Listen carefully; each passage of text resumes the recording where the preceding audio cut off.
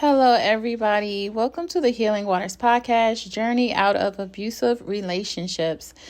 This particular podcast is just about a journey that I took out of toxic relationships and how I found God in the process. But these poems that I will be going over, or this particular poem today called Survival Mode, it's just how I felt in the midst of this toxic relationship.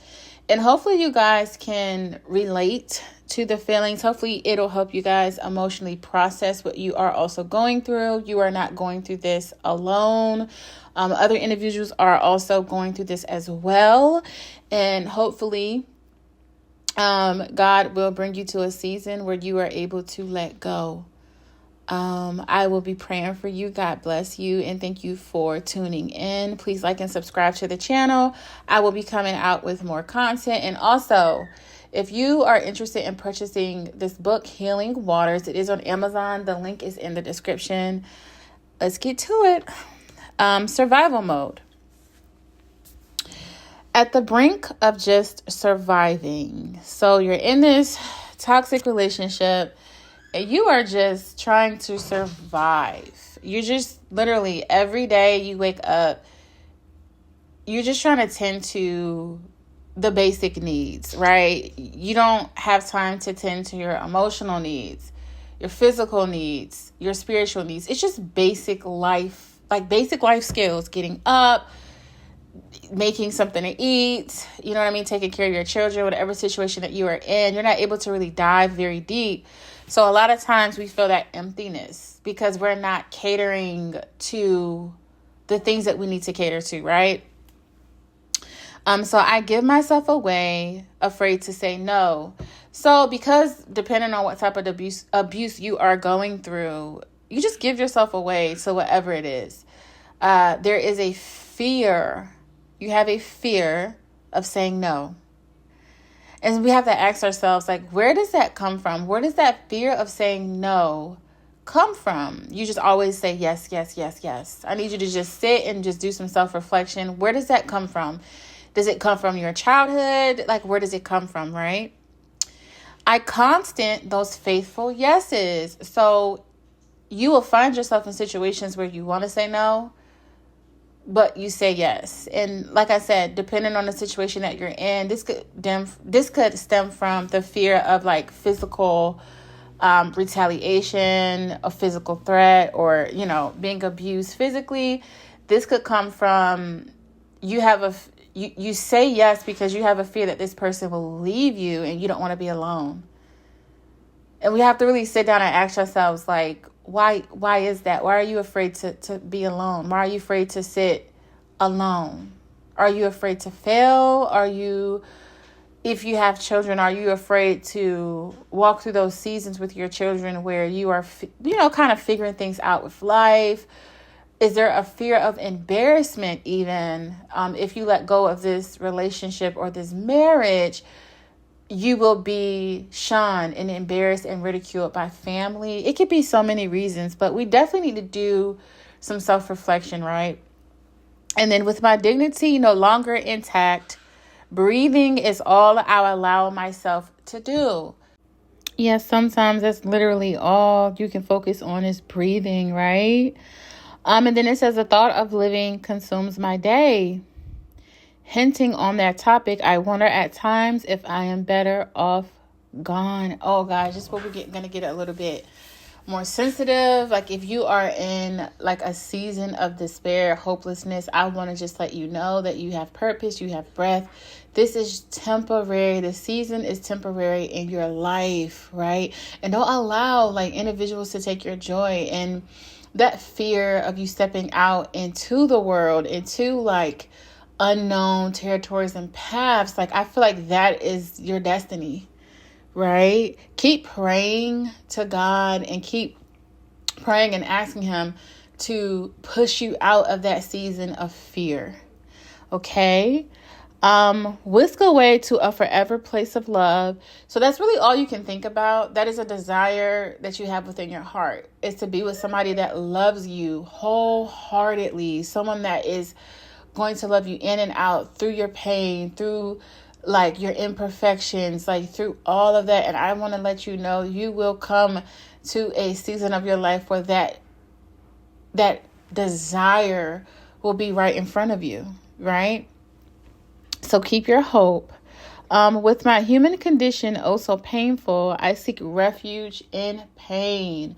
So sometimes like you get in seasons, or you may even be in this season where you're so familiar with how pain feels that it's almost numbing, right? And then like you can get comfortable in pain too. Like it can make you feel like a sense of comfort because you're so familiar with it.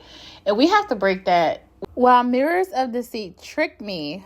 Oh, this particular line, I feel like is the catalyst for the whole dysfunctional or toxic relationship, because a person who is manipulative, who's gaslighting and things of that nature could paint deceit as light. It's like their deceit becomes your light, and they could paint it that way. Whereas they're doing like very evil things, they're doing very wicked things, but they could actually convince you that what they're doing is good. So you're like confused on the difference between like good and evil. Like there's like confusion there, and that comes with conditioning. Like I said earlier in the video, sometimes these toxic individuals are also conditioned as children. And you could also have been in seasons of your childhood where you have become conditioned to endure evil and wicked things that you thought were good. So when you grew up, that evil thing to you is good. And sometimes good things are, I'm not necessarily going to say evil, but you can't correlate, or there's no correlation there, right? Those good things, or those like you meet people who are like, who love you, who respect you, you will look at them like, oh, this is weird. This is new. I don't know this. And because you don't know it and you're not familiar with it, a lot of times you will push it away. We got to get out. We have to literally like relearn and retrain our minds through the word of God. What is the difference between good and evil? What is love? What is hate? What is wickedness? Right?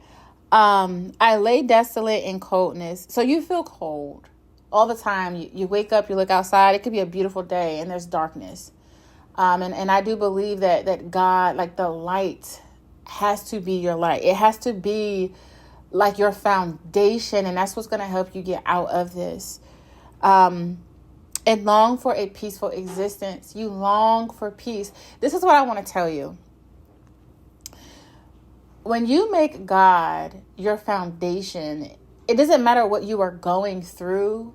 His peace will be there. It will be within the midst of it. I know this is like hard to fathom, or it can, I don't even want to say it's hard to fathom, but sometimes we will convince ourselves that like peace isn't readily there. It's there, but you're having a hard time seeing it because you have leaned a bit too heavy on your physical condition, what's going on in your human condition, your human experience.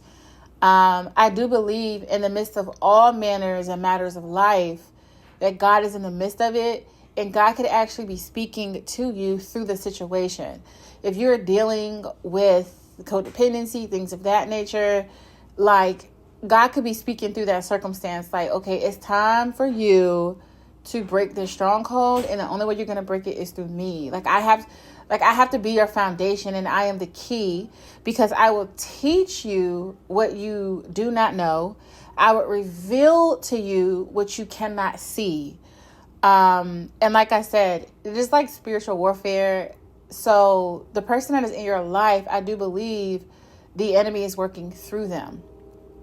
It says we don't battle with flesh and blood, but spiritual things, wicked things in high and low places. When it says like high places, because of course, like Satan was like an angel, and in the world, he's like the prince of the air. So he's in high places, like from a spiritual standpoint. He's very intelligent. And he knows us. And he will and because he knows us and he knows like our tendencies, like he knows our tendencies, our lustful desires and things of that nature, he will present those things to us. But we have to be very mindful to know that lustful desires and things of the flesh will never suffice us. Like, we have to rest in spirit. That's like the only way. That's the only way. And sometimes a circumstance or something before you can also be a distraction, right? I've counseled like a lot of individuals like within my career, and even from like a personal standpoint. Like, I could be going through something that is like hard, like physically, it's like I feel like I cannot ever get through this. Like, what is going on? Like, God, why? This affliction is like killing me, right? But I wasn't paying attention to what was happening in the spirit of the situation. And when I came out of the situation, I realized I am so much stronger than what I ever could have imagined for myself. How in the world did I make it through that? How did I get to this place? Like, I don't know. So it's like a lot of times when we're in it, we're not saying that like God is even working on us in the midst of it and trying to grow us in the midst of it. Okay, no matter what it is you're going through. And I will keep praying for you guys. God bless y'all. Stay encouraged. Keep praying and pray until you can't pray anymore. Sit in those lonely spaces with God. Seek those lonely spaces with God, because he is listening. Jesus is listening, okay? But I will catch you guys on the next podcast. Thank you all for tuning in. And please like and subscribe to the channel. And like I said, I will be coming out with more content, more prayers that are on my page as well. But yes, definitely seek refuge in the Lord. I'll see you soon. Bye-bye.